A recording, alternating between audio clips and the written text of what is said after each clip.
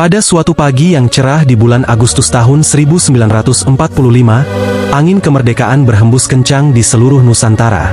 Di sebuah rumah sederhana di Jalan Pegangsaan Timur nomor 56, Jakarta, suasana begitu tegang namun penuh harapan. Sejumlah pemuda dan pemimpin bangsa berkumpul, merancang sesuatu yang akan mengubah nasib seluruh bangsa Indonesia.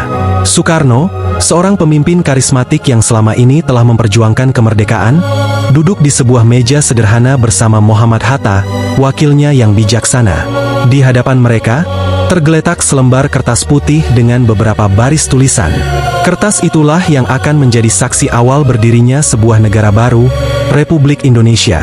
Hari sebelumnya, tanggal 16 Agustus, mereka baru saja diculik oleh para pemuda yang tidak sabar untuk segera memproklamasikan kemerdekaan.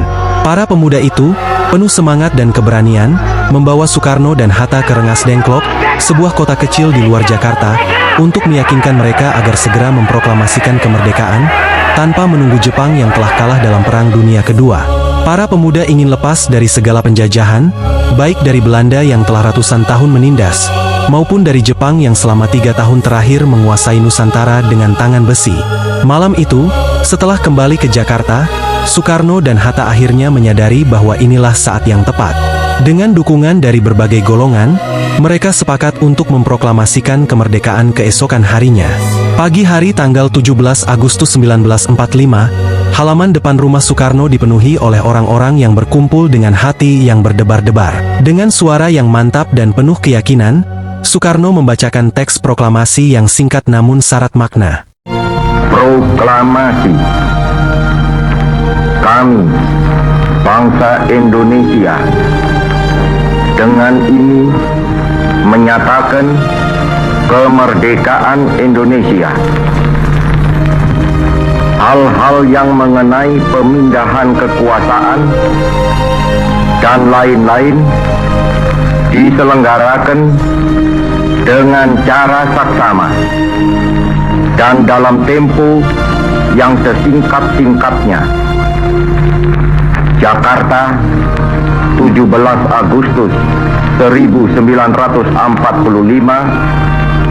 atas nama bangsa Indonesia, Soekarno, Hatta.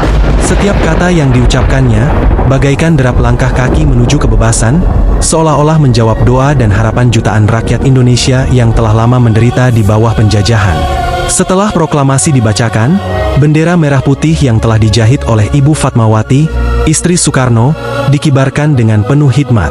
Saat bendera itu berkibar, mata setiap orang yang hadir di sana berkaca-kaca, merasakan sebuah kebanggaan dan kebahagiaan yang tak terlukiskan.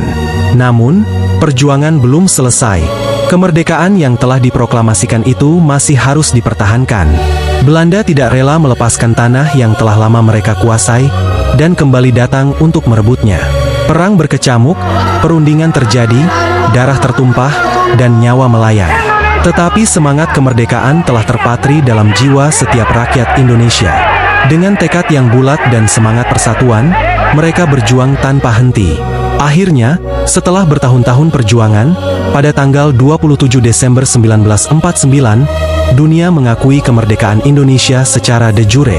Dan begitulah, Indonesia, sebuah bangsa yang lahir dari tekad dan pengorbanan, akhirnya berdiri tegak sebagai negara merdeka, dengan merah putih berkibar megah di langit Nusantara.